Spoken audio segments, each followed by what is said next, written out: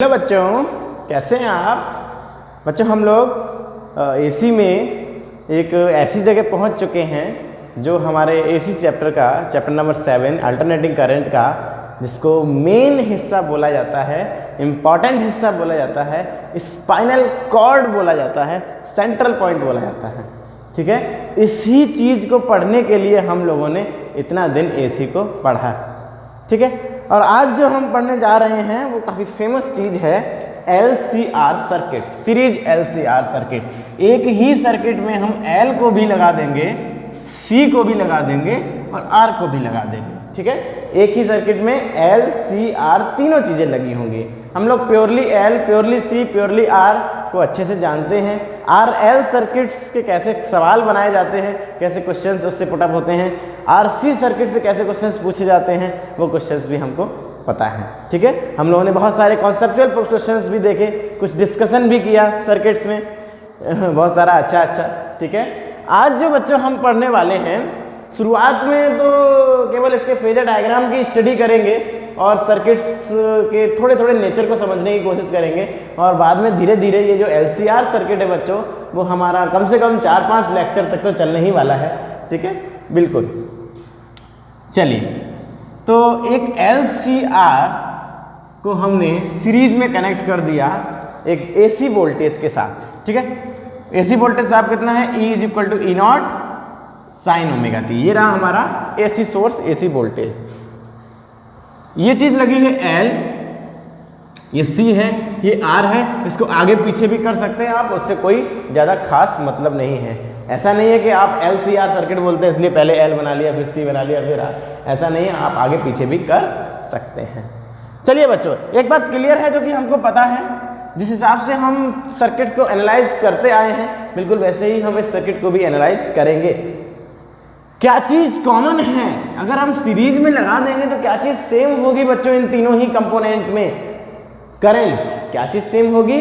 Current. इन तीनों ही elements में current same होगा। और करंट का फेजर आप सबसे पहले बना दीजिए, I वाला फेजर इसके अलॉन्ग, I वाला फेजर इसके अलॉन्ग और I वाला फेजर इसके अलॉन्ग।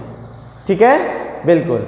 अभी पोटेंशियल ड्रॉप इसमें भी कुछ ना कुछ होगा, पोटेंशियल ड्रॉप इसमें भी कुछ ना कुछ होगा, पोटेंशियल ड्रॉप इसमें भी कुछ ना कुछ होगा, और तीनों के ही नाम आपको पता है। इसके अक्रॉस जो पोटेंशियल ड्रॉप होगा उसको हम ER बोलते हैं, इसके अक्रॉस जो पोटेंशियल ड्रॉप होगा उसको हम EC बोलते हैं, इसके अक्रॉस जो पोटेंशियल ड्रॉप होगा उसको हम EL बोलते हैं।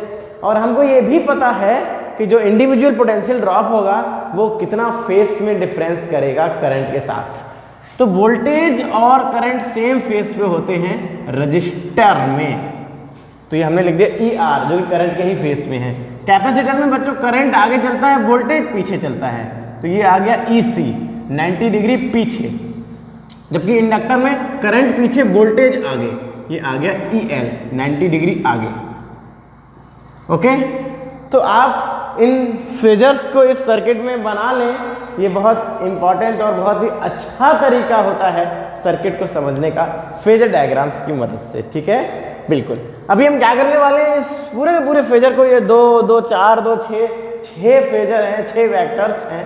इन सभी 6 वेक्टर को हम एक कार्टेशियन प्लेन में बनाने वाले हैं, जिसका नाम होता है फेजर डायग्राम। ठीक है, इसमें हम इन 6 जितने भी हैं, इन सब के 6 को हम इसमें दिखाने वाले हैं। ओके, बिल्कुल। और हम जिस प्रकार से एनालाइज करते थे उसी हिसाब से इसको भी करेंगे। करंट वाला फेजर बना लीजिए, क्योंकि करंट वाला कॉमन है सभी में। I, ये हमने यहाँ बनाया है फेजर डायग्राम। ये करंट वाला फेजर, वोल्टेज वाले फेजर ऐसे रोटेट होते रहते हैं एंटी क्लॉकवाइज, तो आप कहीं भी किसी ना किसी एक स्टेप पे तो आपको बनाना ही पड़ेगा। तो हमने I बना दिया। चलिए ठीक है, I। ER करंट के ही अलॉन्ग है, तो सारे के सारे वेक्टर आप बना दीजिए। I और ER मैंने बना दिया। चलिए, I जो कि कॉमन है, EL बना दिया। चलिए, I जो कि कॉमन है, EC इसके 90 डिग्री पीछे, और ये 90 डिग्री आगे है, ये 90 डिग्री पीछे है, तो ये दोनों आपस में कैसे हो जाएंगे, अपोजिट हो जाएंगे, EC। तो इस प्रकार से हमने बच्चों सारे के सारे फेजर्स किसी एक डायग्राम में दिखा दिए। इसको बोलते हैं बच्चों फेजर डायग्राम। इसको क्या बोलते हैं?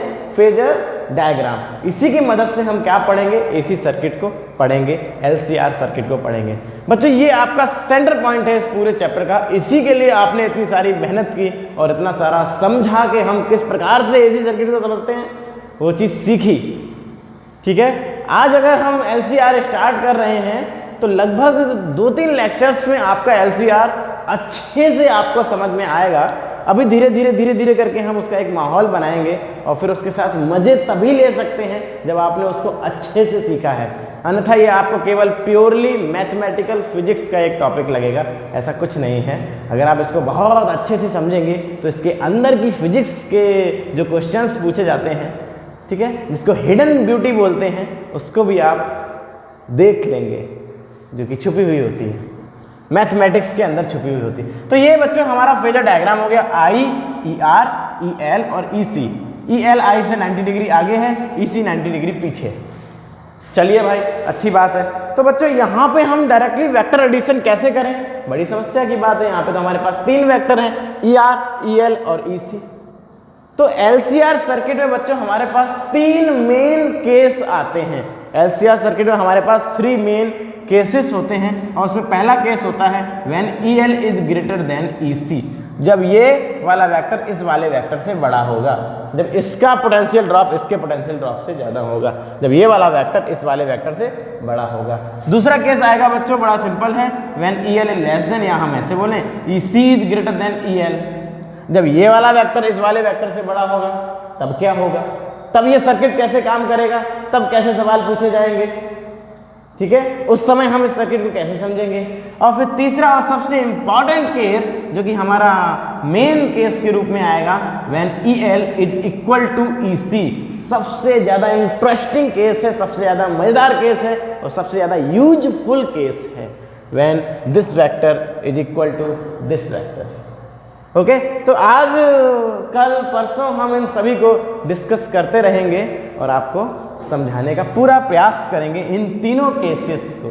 ठीक है, और मेन केस हमारा ये है, हमारी चर्चा मुख्यतः इस पे ही रहेगी सारे लेक्चर्स में। इनको तो हम बस एक बार समझ लेंगे और इनको देख लेंगे कि कैसा होता है, क्योंकि RL और RC पढ़ चुके हैं तो ये बिल्कुल सेम वैसा ही रहेगा, इसमें कुछ ज़्यादा खास अंतर नहीं रहता है। ये आपके लिए नई चीज़ है और इम्पॉर्टेंट चीज़ है, when EL is equal to EC। तो शुरू करते हैं बच्चों अपना आज का lecture. Case number 1, when EL is greater than EC। LCR circuit, individual phasors आपने बना लिए, E, R, I के फेस में है, I से 90 डिग्री पीछे है इसका वोल्टेज और I से 90 डिग्री आगे है इंडक्टर का वोल्टेज। इंडक्टर हमेशा अपने वोल्टेज को करंट से आगे ही रखना चाहता है, 90 डिग्री आगे रखना चाहता है। कैपेसिटर करंट को 90 डिग्री आगे रखना चाहता है वोल्टेज से। और रजिस्टर आपका कॉमन है, उसमें जो जिस डायरेक्शन में करंट होगा उसी डायरेक्शन में वोल्टेज होगा, सेम फेस पे होगा। ठीक है, जैसे जैसे करंट बढ़ेगा वैसे वैसे वोल्टेज बढ़ेगा, उसमें उनके ग्राफ्स में कोई शिफ्टिंग वगैरह नहीं होती। चलिए, तो पहला केस हम आपके सामने डिस्कस करते हैं, when EL is greater than EC। So let us suppose this is our EC and this is EL। तो ये हमारे पास 3 वेक्टर हैं, ER, EL और EC। हमको क्या करना है बच्चों, इन तीनों वेक्टर का, इन तीनों वोल्टेजेस का नेट सम निकालना है, वेक्टर एडिशन निकालना है, और जो नेट सम होगा वो किसके बराबर होगा, सोर्स वोल्टेज के बराबर होगा। ठीक है, इतना हम जानते हैं। तो EL इधर है, EC इधर है, अपोजिट डायरेक्शन में है, तो इन दोनों का वेक्टर एडिशन क्या आएगा, नेट वोल्टेज, नेट जो इनका आएगा वो इस डायरेक्शन में ही रहेगा, क्योंकि ये वाला वेक्टर ज़्यादा है और वो कुछ इतना बड़ा रहेगा। ये मैं पूरा का पूरा मिटा दूँ, और ये जो वेक्टर आया है ये वेक्टर हो गया EL माइनस EC। ये जो वेक्टर आया है वो वेक्टर हो गया EL माइनस EC। ठीक है, और ये वेक्टर जो आया है इन दोनों का एडिशन, और ये जो वेक्टर है ER, इनका अगर हम नेट सम निकालेंगे तो हमें टोटल सोर्स का वोल्टेज मिल जाएगा। एक पतला सा रेक्टेंगल बनेगा और ये रहा बच्चों सोर्स का वोल्टेज। ये क्या रहा, सोर्स का वोल्टेज E, जिसका कि फेस कितना है, ओमेगा t है। तो ये रहा बच्चों टोटल वोल्टेज, और ये रहा बच्चों टोटल करंट, और टोटल वोल्टेज और टोटल करंट के बीच में एंगल कितना है, फाई। इसको बोलते हैं बच्चों phase difference of the circuit, phase difference between voltage and current. ठीक है बच्चों, बिल्कुल अच्छे से समझिए। जैसे जैसे हमने RL और RC समझा है, तो वहाँ पे हम एक चबूतरा टाइप का बना देते हैं, एक माहौल बना देते हैं, फिर उसके बाद आपको सर्किट समझने में ज़्यादा दिक्कत नहीं आती। ठीक है, बिल्कुल। तो ये रहा हमारा phasor diagram of this condition. Okay, तो ये सोर्स वोल्टेज है वो है कितना, E इज इक्वल टू, अगर हम इस ट्रायंगल की बात करें, इम्पीडेंस ट्रायंगल की बात करें, इस ट्रायंगल का नाम क्या होता है बच्चों, इम्पीडेंस ट्रायंगल। तो यहाँ पे हम पाइथागोरस लगा सकते हैं, E का square is equal to this square E R square plus this square, and what is this, EL minus EC। क्या है ये, EL माइनस EC का स्क्वायर। ओके, बिल्कुल आपको पुराना याद आने लगा होगा।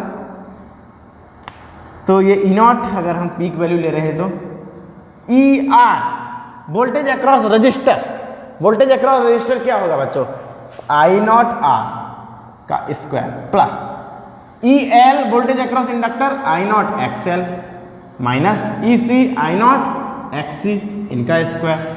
चलिए भाई, तो E नॉट का स्क्वायर आ जाएगा बच्चों, अगर हम I नॉट का स्क्वायर कॉमन ले लें तो इधर आएगा R स्क्वायर प्लस इसमें क्या बचेगा, XL माइनस XC का होल स्क्वायर। ये रहा बच्चों, हमने XL माइनस XC का होल स्क्वायर, I नॉट क्या कर लिया हमने, कॉमन ले लिया साहब। ठीक है बच्चों, बहुत बढ़िया। तो यहाँ से हम सोर्स वोल्टेज तक पहुँच सकते हैं। तो I नॉट का स्क्वायर हो जाएगा E not square divided by this पूरा का पूरा R square plus XL minus XC का होल स्क्वायर। ठीक है, बिल्कुल। तो यहां से आप निकाल सकते हैं एक सिंपल सी चीज, I, what is I, E not upon root चढ़ेगा, स्क्वायर भी है तो E नॉट आएगा, under root R square plus XL minus XC का होल स्क्वायर। ठीक है, मेरा L और C एक जैसा बन रहा है शायद, XL माइनस XC का होल स्क्वायर। ध्यान से देखिए इसे, आपकी पूरी की पूरी थ्योरी आप पहले से ही जानते हैं कि इसी प्रकार से हमको सर्किट को एनालाइज करना होता है, और ऐसे ही हम करते आए हैं पहले भी। ठीक है, ध्यान से देखिए इस रिजल्ट को, इन दोनों का वेक्टर एडिशन ये रहा, और इसके साथ वेक्टर एडिशन टोटल वोल्टेज हमने ये निकाल लिया, जिसमें पाइथागोरस लगाई, E is equal to something का स्क्वायर प्लस समथिंग का स्क्वायर, I को बाहर निकाला और I की वैल्यू निकाल ली। चौथी लाइन में हमारा आंसर आ गया, फोर्थ लाइन में। चलिए, वेरी गुड। क्या आया, I is equal to something E upon something.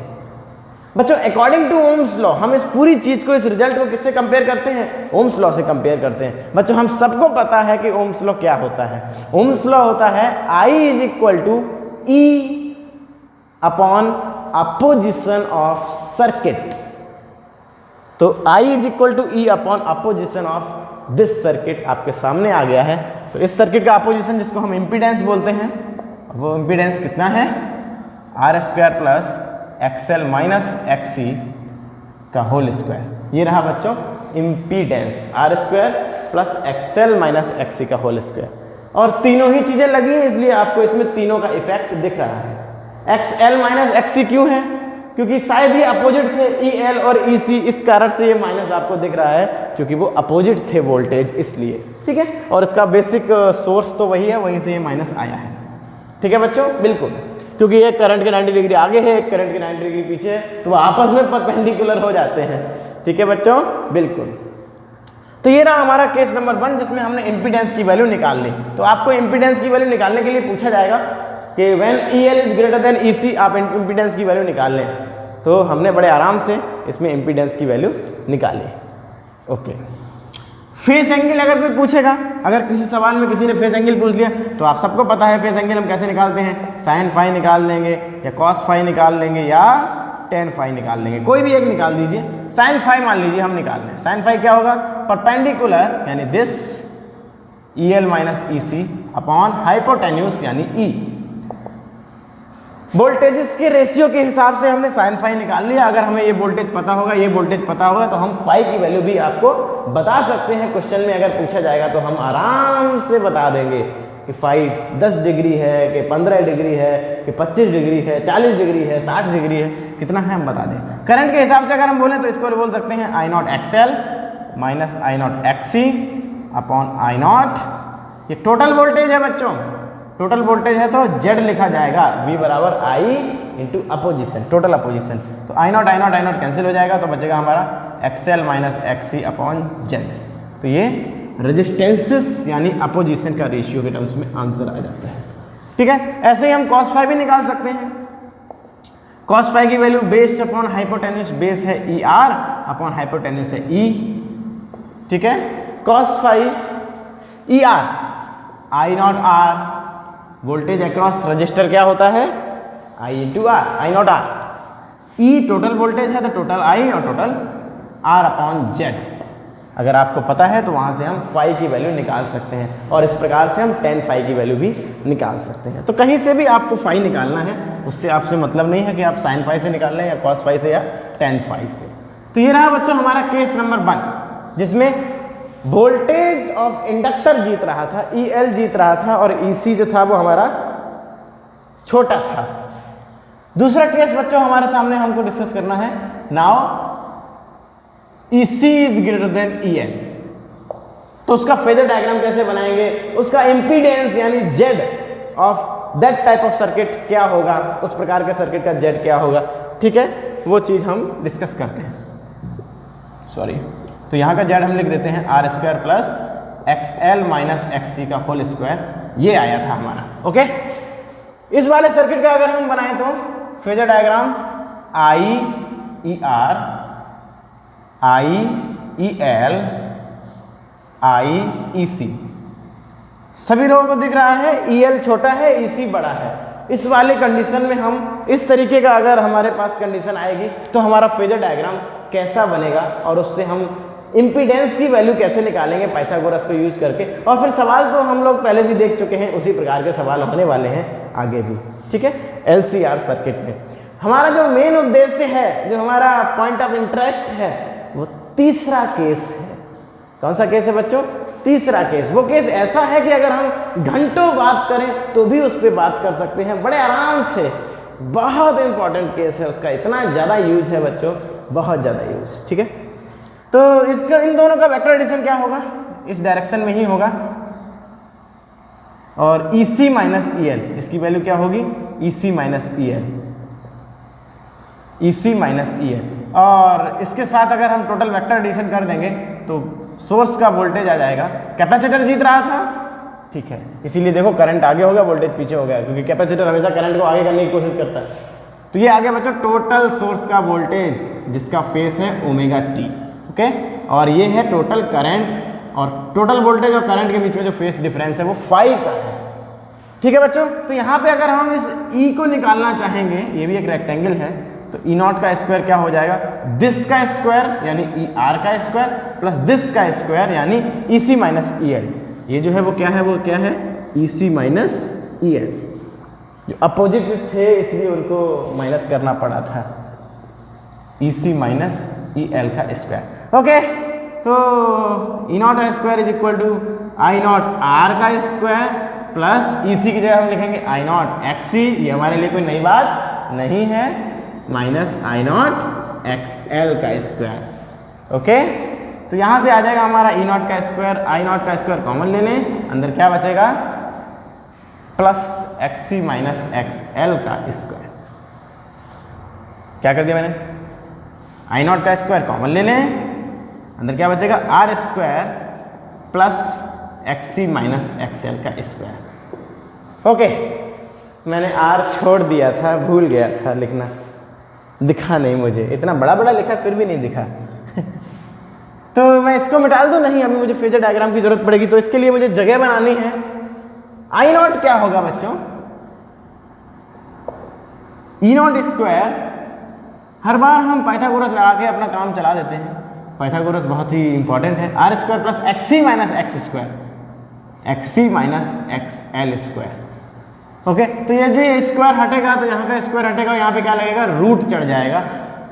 और ये रहा बच्चों हमारा करंट इन दिस सर्किट। इस प्रकार से हम इस सर्किट का करंट का डेरिवेशन भी कर सकते हैं, कर लेते हैं। ठीक है, बड़ा आसान होता है डेरिवेशन करना, चीज़ें उसके भीतर भी होती हैं जिनको हमें धीरे धीरे समझना है। ठीक है, बिल्कुल। तो अगर हम बात करें तो I is equal to E upon opposition of the circuit होता है। I is equal to E upon opposition of a particular circuit, Ohm's law.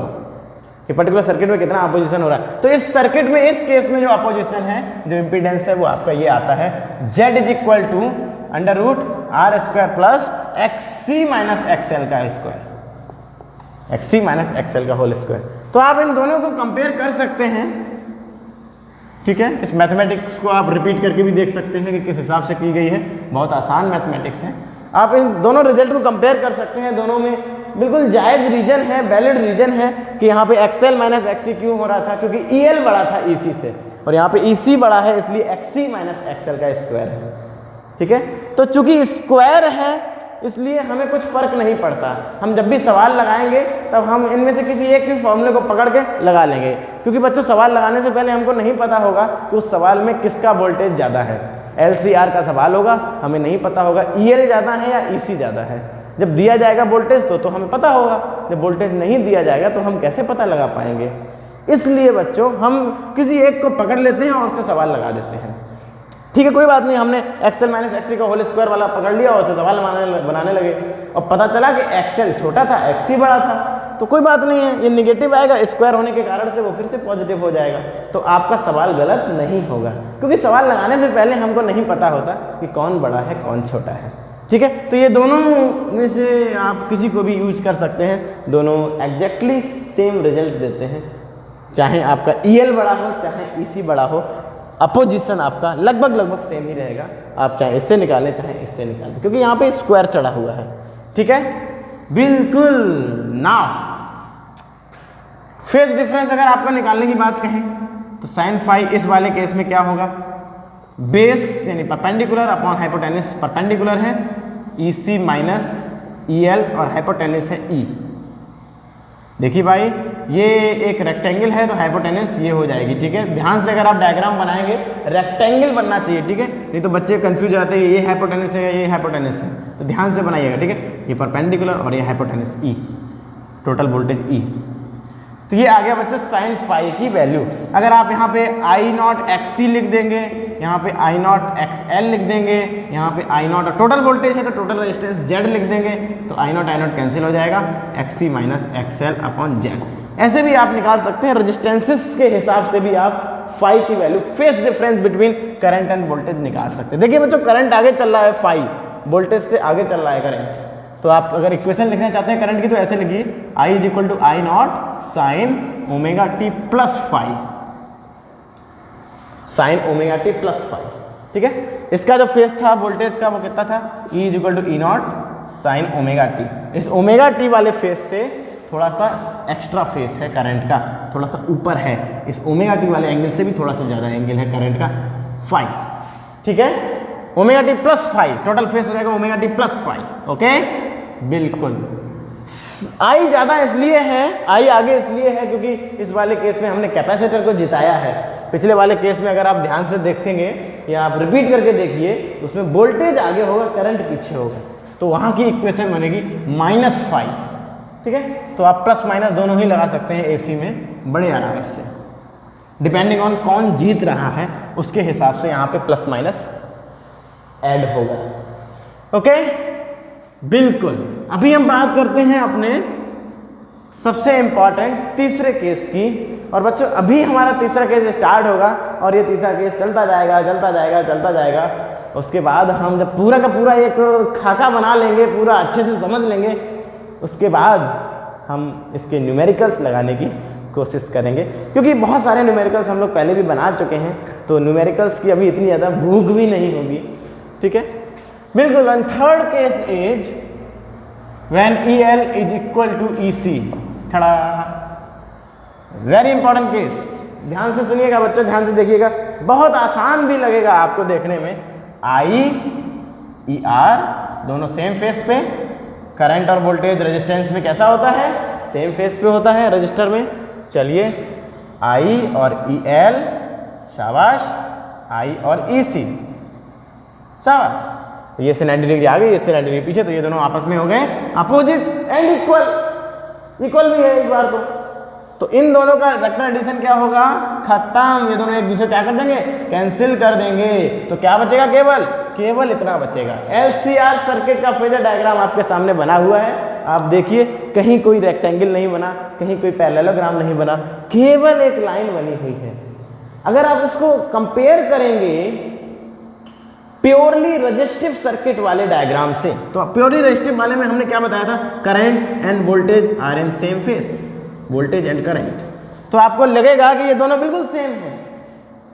तो इस समय इस कंडीशन में EL और EC जब बराबर थे, ये वाला वोल्टेज और ये वाला वोल्टेज जब बराबर था, ये दोनों आपस में कैंसिल हो गए, तो सर्किट जो है वो लगभग अकॉर्डिंग टू फेजर डायग्राम को देखने पर ऐसा पता चल रहा है कि इस कंडीशन में सर्किट प्योरली रेजिस्टिव सर्किट जैसा काम कर रहा है।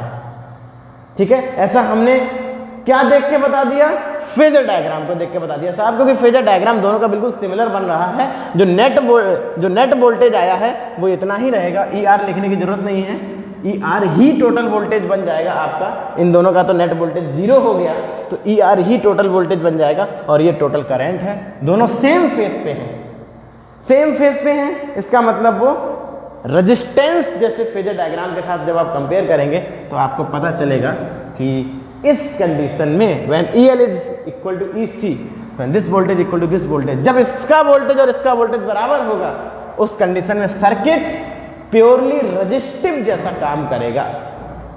ठीक है, और ये मैं किसको देख के बोल रहा हूं, अभी केवल फेजर डायग्राम को देख के बोल रहा हूं, और हमने कहीं भी इसको बारीकी से नहीं तौला, परखा, जाना। धीरे धीरे हम इसको बारीकी से जानेंगे और इस पर पूरा 100% विश्वास करेंगे कि हाँ, इस कंडीशन में LCR सर्किट प्योरली रेजिस्टिव जैसा ही काम करता है। बिल्कुल, बहुत अच्छी बात है। तो ये रहा बच्चों इसका फेजर डायग्राम। तो इसमें आगे कोई बात ही नहीं बनती, फाई कैसे निकालेंगे और उन सब की बातें इसमें नहीं बनती हैं, क्योंकि फाई है ही नहीं। जो फेज डिफरेंस है करंट और वोल्टेज के बीच में वो 0 है, दोनों सेम फेज पे हैं, तो फेज डिफरेंस निकालने की जरूरत ही नहीं बनती। तो इस केस के लिए अगर हम फाई की बात करेंगे तो फाई क्या होगा, 0 होगा। फेज डिफरेंस क्या होगा, 0 होगा, दोनों सेम फेज पे होंगे करंट और वोल्टेज। तो इतना साधारण सा छोटा सा केस है, और इस केस के लिए हम इतना मचल रहे हैं, इतना ज़्यादा उत्सुक हैं जानने के लिए। ठीक है बच्चों, बिल्कुल, बहुत ज़्यादा, वेरी इंपॉर्टेंट केस। एक चीज है बच्चों, और वो ये है कि ये जो हमारा LCR सर्किट है, मैं इसको मिटा दूं, ये फेजर्स को, फेजर्स से अब हमें कोई लेना देना नहीं है अभी। LCR, ये जो हमारा LCR सर्किट है, इसमें हम एक बहुत ही फेमस कंडीशन पढ़ते हैं। 3 कंडीशन तो हो गई, अब कौन सी फेमस कंडीशन बची है, और वो है बच्चों resonance in LCR circuit. Resonance in LCR circuit कब बोलेंगे कि हमारा सर्किट रेजोनेंस में है, कौन सी कंडीशन है ऐसी जिसको देख के हम बताएंगे कि सर्किट हमारा रेजोनेंस कंडीशन में है। रेजोनेंस का मतलब होता है बच्चों हमारा आउटपुट मैक्सिमम आना, और इस सर्किट में जो आउटपुट है वो है करंट। ठीक है, ये वोल्टेज और रेजिस्टेंस दोनों लोग आपस में मिलकर करंट को डिसाइड कर देते हैं। करंट कैसा होगा, रेजिस्टेंस की बड़ी भूमिका होती है करंट को डिसाइड करने में। तो जब भी इस सर्किट में बच्चों हमारा करंट मैक्सिमम होगा, जब भी LCR सर्किट में, चाहे EL EC से बड़ा हो, चाहे EL EC से छोटा हो, चाहे EC EL के बराबर हो, हमें उससे लेना देना ज़्यादा नहीं है। हमें बस ये बताइए इन तीनों केसेस में जो आपने पढ़े हैं, इन तीनों केसेस में हम ढूंढेंगे कि कौन से केस में करंट मैक्सिमम होता है। या तो ये इससे बड़ा होगा, या ये इससे बराबर होगा, या इससे छोटा होगा। किसी ना किसी एक केस में तो हमारा करंट मैक्सिमम मिलेगा ही मिलेगा। ठीक है, तो हम ये ढूंढना चाहेंगे कि मैक्सिमम करंट कब होता है और उसकी क्या क्या कंडीशंस होती हैं। ठीक है, मैक्सिमम करंट को ही हम पढ़ना चाहते हैं, और मैक्सिमम करंट को ही हम पढ़ना चाहेंगे भी, क्योंकि फिजिक्स केवल थ्योरेटिकली नहीं पढ़ी जाती, उसका हम प्रैक्टिकली यूज भी करते हैं। तो हम चाहते हैं इस सर्किट में मैक्सिमम करंट को लाना, तो उसके लिए हमको बहुत सारा मैथमेटिक्स लगाना पड़ेगा थोड़ा बहुत। देखिए बच्चों, जो I इज इक्वल टू है इन दिस सर्किट वो है E0 अपॉन Z, और Z की वैल्यू हम एक तरफ से लिख दें XL माइनस XC का होल स्क्वायर, कोई ज़रूरत नहीं है।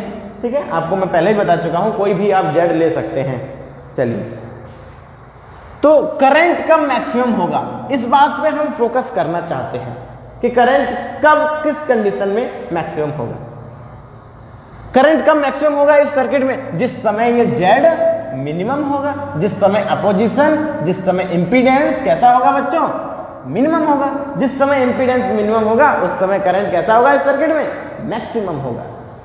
चलिए भाई, अब हम अपना दिमाग लगाएंगे कि जेड मिनिमम कैसे होगा और कब होगा। आर तो जीरो हो नहीं सकता क्योंकि वो हमारे सामने लगा हुआ है। जीरो रेजिस्टेंस वाले सर्किट तो हमें नेचर में मिलते नहीं हैं, ठीक है। वो बात अलग है, आप आइडियल केस मान लें तो बात अलग है, ठीक है। चलिए, तब तक आप आइडियल मानेंगे, कभी ना कभी तो आपको रियलिटी में आना ही पड़ेगा। हम सब रियलिटी में रहते हैं, ठीक है, इमेजिनरी एग्जिस्ट थोड़ी करते हैं यहाँ पे। तो हमको जब यूज करना पड़ेगा तब उससे उसको भी काउंट करना पड़ेगा। तो आर तो जीरो हो नहीं सकता, करंट को मैक्सिमम करना है, इस जेड को मिनिमम वैल्यू देखनी है कि जेड की मिनिमम वैल्यू क्या होगी और कब होगी। जेड कैसे मिनिमम हो सकता है बच्चों? ये एक स्क्वायर है, स्क्वायर की मिनिमम वैल्यू जीरो होती है, ये हम सबको पता है। किसी भी स्क्वायर की मिनिमम वैल्यू जीरो होती है। किसी के ऊपर अगर स्क्वायर चढ़ा है तो उसकी मिनिमम वैल्यू जीरो होगी, ठीक है। अगर आप -1 रख देंगे तो भी वो प्लस हो जाएगा, अगर आप 2 रख देंगे तो वो 4 हो जाएगा, अगर आप 9 रख देंगे तो वो 81 हो जाएगा, -3 रख देंगे तो वो 9 हो जाएगा, ठीक है। तो मिनिमम वैल्यू क्या होती है? जीरो। किसी भी स्क्वायर की मिनिमम वैल्यू क्या होती है? फंक्शन की, स्क्वायर फंक्शन की मिनिमम वैल्यू जीरो। तो जेड को मिनिमम कैसे कर सकते हैं उस पर हमारा फोकस है, उस पर हमारा ध्यान है। और जेड को मिनिमम कर सकते हैं हम XL माइनस XC बराबर जीरो। अगर ये चीज जीरो हो जाए तो जेड हमारा मिनिमम हो जाएगा, यानी XL बराबर XC हो जाए तो जेड हमारा कैसा हो जाएगा? मिनिमम हो जाएगा। यानी इसका अपोजिशन और इसका अपोजिशन, XL क्या है? Reactance offered by inductor, inductor जो अपोज कर रहा है। XC क्या है? Reactance offered by capacitors.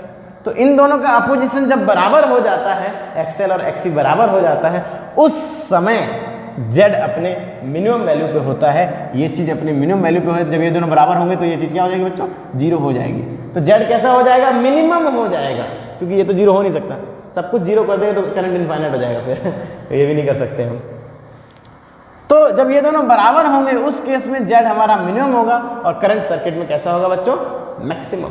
और वही मैक्सिमम करंट हमको ढूंढना है, उसको पढ़ना है, ठीक है बच्चों? बिल्कुल। तो मैक्सिमम करंट की हमको कंडीशन मिल गई, जिसपे हमने थोड़ा सा ध्यान दिया और हमारे सामने ही वो समझ में आ गया हमको कि करंट मैक्सिमम कब होगा? जब XL किसके बराबर हो जाएगा? XC के बराबर हो जाएगा। और वो करंट हो कितना जाएगा बच्चों? I is equal to E0 upon Z, Z की वैल्यू R² प्लस 0, रूट भी चढ़ा हुआ है और स्क्वायर भी है R। तो Z की वैल्यू किसके बराबर हो गई? पूरी R के बराबर होगी। आप यहाँ भी देख सकते हैं Z की value R² plus XL minus XC का होल स्क्वायर अंडर रूट के अंदर। ये चीज जीरो हो गई क्योंकि दोनों बराबर हैं XL और XC। तो XL माइनस XC कितना हो जाएगा? जीरो। तो Z की वैल्यू किसके बराबर हो गई? R के बराबर हो गई। आप ध्यान से देखिए, करंट को हमें मैक्सिमाइज करना है। इस सर्किट के अंदर मैक्सिमम करंट कब होता है, इस बात को हमने ध्यान से सोचने की कोशिश की। तो Z मिनिमम कब होता है, इस बात पे हमें सोचना पड़ा। और Z मिनिमम कब होता है? XL बराबर XC पे होता है। तो मैक्सिमम करंट की वैल्यू क्या आ गई? I max की वैल्यू E0 अपॉन R। जिस समय मैक्सिमम करंट होगा उस समय आपका जो Z है, इस पूरे सर्किट का जो अपोजिशन है, वो R के बराबर हो जाएगा। वो किसके बराबर हो जाएगा बच्चों? R के बराबर हो जाएगा। यानी सर्किट जो है वो प्योरली रजिस्टिव सर्किट की तरह काम करेगा। पूरे सर्किट में L भी लगा, C भी लगा, R भी लगा, लेकिन उस पर्टिकुलर केस पे सर्किट में केवल R ही अपोज कर रहा होगा। किस केस में? जब XL XC की कैसा होगा? बराबर होगा। उस केस में सर्किट में केवल R ही अपोज कर रहा होगा, ठीक है। क्योंकि आपने देखा इंपीडेंस की वैल्यू किसके बराबर आ गई? R के बराबर आ गई। Circuit is purely resistive, purely resistive circuit की तरह काम कर रहा होगा। ये दोनों ऐसा लगेगा कि सर्किट में है ही नहीं, केवल रजिस्टर लगा हुआ है। और इसका अगर हम ध्यान से देखें तो अपने 3 केस में जो हमारा थर्ड केस था उसके साथ इसका अच्छे से मैचिंग हो जाती है। बच्चों देखिए, XL बराबर XC है, तो अगर हम I का मल्टीप्लाई कर दे दोनों तरफ तो ये क्या हो जाएगा? I0 XL, तो ये हो जाएगा EL, और ये हो जाएगा I0 XC EC। यानी इस कंडीशन में EL और EC कैसे होंगे? बराबर होंगे, ये वाला वोल्टेज और ये वाला वोल्टेज कैसा होगा बच्चों, बराबर होगा। और ये हमारी कौन सी कंडीशन थी बच्चों, तीसरी कंडीशन। तो हमने फेजर्स से देखा कि तीसरी कंडीशन को जब पढ़ा हमने, जब EL और EC बराबर थे, जब ये वाला वोल्टेज EL वाला वोल्टेज, अगर मैं यहाँ पे दोबारा से बना दूँ, ये ER, ये EL और ये EC, जब ये दोनों बराबर थे उस समय हमारा सर्किट प्योरली रजिस्टिव सर्किट की तरह उसका फेजर डायग्राम दिख रहा था। हमने थोड़ी सी मैथ लगाई और देखा कि हाँ, जिस समय EL और EC बराबर होंगे उस समय वास्तव में सर्किट प्योरली रजिस्टिव सर्किट ही होगा। थोड़ा सा अलग ढंग से हमने निकाल के देखा और दिमाग लगाया। कैसे देखा हमने, पहले तो ये देखा कि भैया रेजोनेंस क्या होता है, रेजोनेंस इन LCR सर्किट, कब मैक्सिमम करंट होगा, जब भी मैक्सिमम करंट होगा इस सर्किट में उस समय बोलेंगे हम कि रेजोनेंस कंडीशन में है ये सर्किट। ये LCR सर्किट किस कंडीशन में है, रेजोनेंस कंडीशन में है। करंट मैक्सिमम करने के लिए हमने दिमाग लगाया कि जेड मिनिमम कब होगा, और जेड मिनिमम में हमने पता चला कि जब XL XC के बराबर होगा साहब तो ये वैल्यू 0 हो जाएगी और जेड अपने मिनिमम वैल्यू पे हो जाएगा, तो XL XC के बराबर हो गया। और जब XL XC के बराबर हो गया तो जेड किसके बराबर आ गया, R के बराबर आ गया। फिर हमारा दिमाग घूमा, हमने कहा करे ये तो प्योरली रजिस्टिव सर्किट हो गया इस कंडीशन में। किस कंडीशन में, जब XL XC के बराबर हो गया तो ये प्योरली रजिस्टिव हो गया।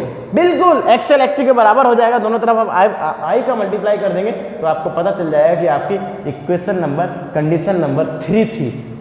कौन सी कंडीशन थी, कंडीशन नंबर 3। जो आपने पढ़ा आपने उसको मैथमेटिकली थोड़ा सा अलग ढंग से भी देख लिया कि हाँ, सर्किट प्योरली रजिस्टिव है उस केस में, जिस केस में इसका वोल्टेज और इसका वोल्टेज बराबर है उस केस में। ठीक है, चाहे आप वोल्टेज को बराबर बोलिए, चाहे आप अपोजिशन को बराबर बोलिए, एक ही बात है, कोई ज़्यादा डिफरेंस नहीं है दोनों बातों में, क्योंकि करंट तो सेम है। तो अगर अपोजिशन सेम होगा तो वो वोल्टेज भी सेम ही हो जाएगा। ठीक है बच्चों, बिल्कुल। तो ये रही आपकी रेजोनेंस कंडीशन कि सर्किट हमारा किस समय मैक्सिमम करंट देगा, या हम इसको ऐसे बोलें, सर्किट में किस समय जेड मिनिमम वैल्यू पे होगा। तो सर्किट में साहब जेड मिनिमम वैल्यू पे तब होगा जब XL XC के बराबर होगा, जब XL XC के बराबर होगा, या जब EL EC के बराबर होगा, कंडीशन नंबर 3। उस समय सर्किट रेजोनेंस कंडीशन में होगा, करंट मैक्सिमम होगा उस सर्किट में, और सर्किट प्योरली रजिस्टिव होगा। सर्किट कैसा होगा बच्चों, प्योरली रजिस्टिव। बिल्कुल। और भी कुछ आप देख सकते हैं क्या, कुछ और भी इस रेजोनेंस के बारे में? अभी तो शुरुआत हुई है रेजोनेंस की। रेजोनेंस की आपको केवल डेफिनेशन बताई गई है कि रेजोनेंस का मतलब ये होता है कि हमको ये फाइंड करना है कि सर्किट में करंट कब मैक्सिमम होगा। और हमारे सामने कुछ रिजल्ट आया कि जब XL XC के बराबर होगा, या इसको हम ऐसे भी लिख सकते हैं EL EC के बराबर होगा, तब सर्किट अपने रेजोनेंस कंडीशन में होगा। ओके, या हम ये भी बोल सकते हैं कि रेजोनेंस कंडीशन में सर्किट कैसा होता है, circuit behaves like resistive circuit, purely resistive circuit. Circuit कैसा बिहेव करता है उस समय, प्योरली रजिस्टिव सर्किट की तरह बिहेव करता है। उसका अपोजिशन भी केवल R होता है, उसका फेजर डायग्राम भी जैसा R का फेजर डायग्राम बनता है, प्योरली रजिस्टिव का फेजर डायग्राम बनता है, बिल्कुल वैसा ही उसका भी फेजर डायग्राम बनता है। ठीक है बच्चों, हम लोगों को रेजोनेंस के बारे में बहुत सारी, ढेर सारी बातें करनी है, बहुत सारी इंटरेस्टिंग चीज़ें रेजोनेंस के बारे में जाननी है। बहुत इंटरेस्टिंग टॉपिक है और उतना ही डीप टॉपिक है। आपको बहुत ज़्यादा ध्यान से मेरी बात को सुनना होगा। अगर आपने ध्यान से नहीं सुना और ऊपर ऊपर से सीखने की कोशिश की तो बच्चों काफ़ी गड़बड़ हो जाएगा।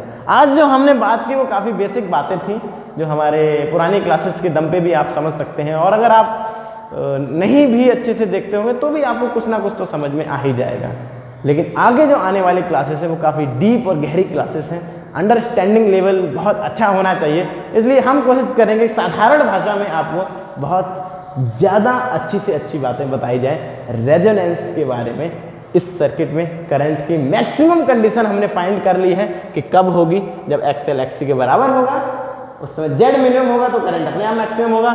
और या आप ये बोल दें कि वोल्टेजेस बराबर हैं, दोनों के एक ही बात है। और हाँ, हम करंट की वैल्यू भी यहाँ पे लिख दें, जो I मैक्स होगी वो E0/Z होगी, और Z किसके बराबर होगा उस समय, R के बराबर होगा। ठीक है बच्चों, तो अच्छे से पढ़ते रहिए और ख्याल रखिए, ध्यान रखिए अपना। Okay, thank you.